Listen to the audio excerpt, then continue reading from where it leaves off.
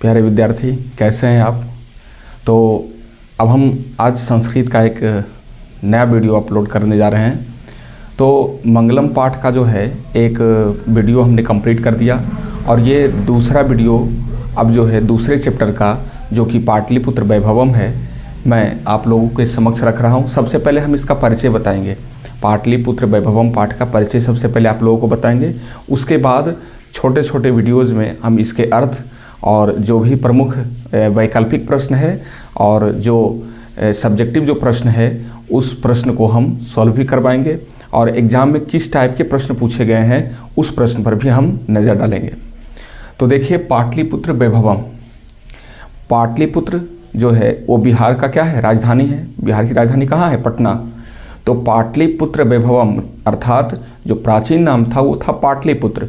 तो पाटलिपुत्र का वैभव क्या है, उस वैभव के बारे में हम जानेंगे कि क्यों प्रसिद्ध था पाटलिपुत्र।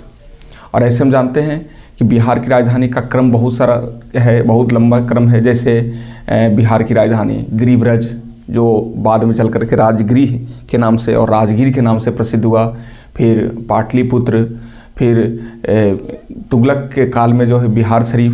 तो इस प्रकार से कई चरण में जो राजधानी जो है अलग अलग शासक के द्वारा अलग अलग तय की गई। तो अभी हम जो पढ़ेंगे वो पाटलिपुत्र के बारे में विशेषता पढ़ेंगे।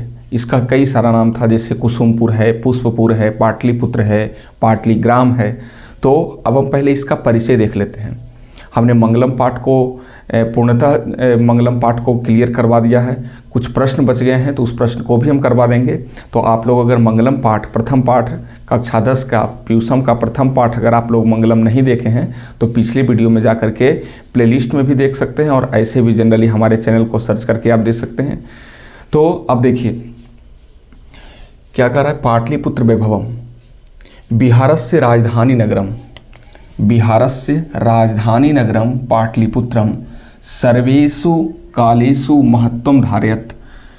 अस्य इतिहासः सार्धसहस्रद्वयवर्ष परिमितः वर्तते। अब देखेंगे हमको इसको, बिहारस्य बिहार की राजधानी नगरम पाटलिपुत्रम सर्वेषु अर्थात सभी कालेषु कालों में समयों में महत्वं धारयत् बिहार का राजधानी नगर पाटलिपुत्र सभी कालों में सभी विभिन्न प्रकार के वंश आए, जैसे गुलाम वंश, खिलजी वंश, तुगलक वंश, सैयद वंश, लोधी वंश और बहुत सारे शासक आए। फिर आधुनिक काल में भी हम देखेंगे तो डच, फ्रांसीसी, उसके बाद फिर अंग्रेज। तो हम देखेंगे कि बिहार का जो राजधानी नगर था वो पाटलिपुत्र था। वो विभिन्न कालों में, चाहे वो मौर्य वंश का शासन हो या गुप्त वंश का शासन हो, हर एक कालों में पाटलिपुत्र जो है वो बहुत बड़ा महत्व धारण करता था। अस्य इतिहास, इसका जो इतिहास है, अब यहाँ ध्यान देंगे, सार्ध मतलब स धन अर्ध, सहस्त्र मतलब हजार, द्वय मतलब दो। तो क्या आया, सार्ध सहस्त्र द्वय अर्थात 2500। जैसे देखिए, द्वय मतलब दो और सहस्त्र मतलब 1000 और फिर 1000 का आधा 500। तो हम जोड़ेंगे तो कितना हो जाएगा, 2500। तो इसका इतिहास जो है वो 2500 वर्ष क्या है, पुराना है। पटना का इतिहास कितना वर्ष पुराना है, तो 2500 वर्ष पुराना है। सार्ध सहस्त्र द्वय वर्ष परिमितः वर्तते, मतलब 2500 वर्ष पुराना इसका क्या है, इतिहास है।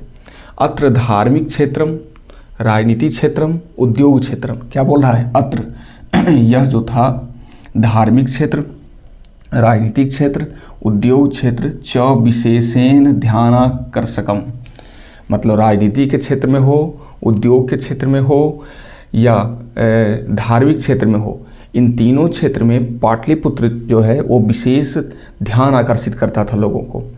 हर एक क्षेत्र में इसका क्या था, बहुत बड़ा महत्व था। वैदेशिकः यात्रिनः मेगास्थनीज फाह्यान ह्वेनसांग।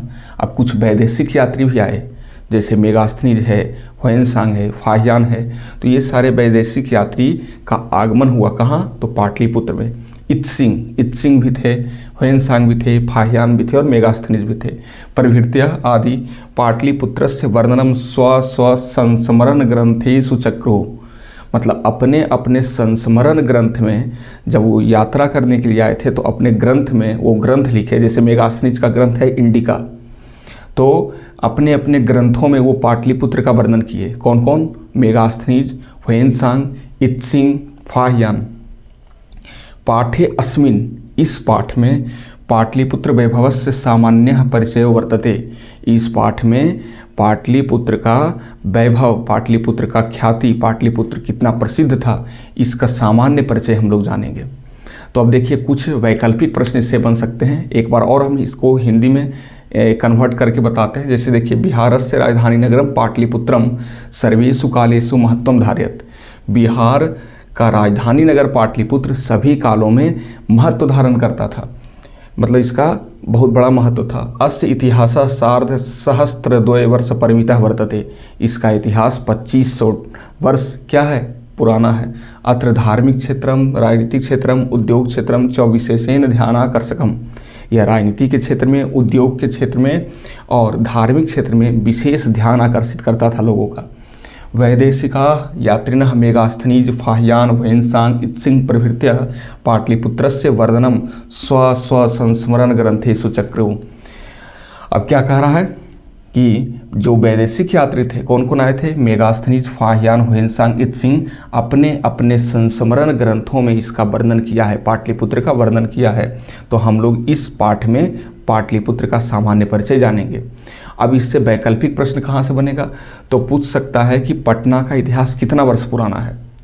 तो पटना का इतिहास कितना वर्ष पुराना है? तो 2500 वर्ष पुराना है, 2500 वर्ष पुराना है।